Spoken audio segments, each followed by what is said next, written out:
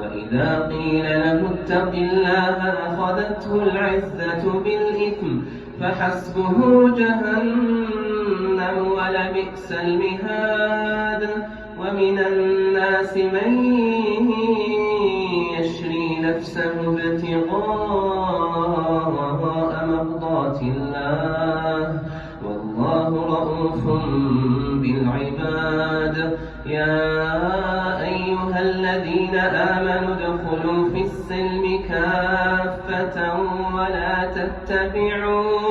ولا تتبعوا خطوات الشيطان إنه لكم عدو مبين.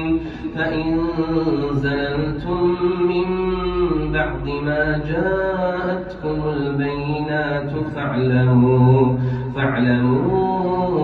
أن الله عزيز حكيم.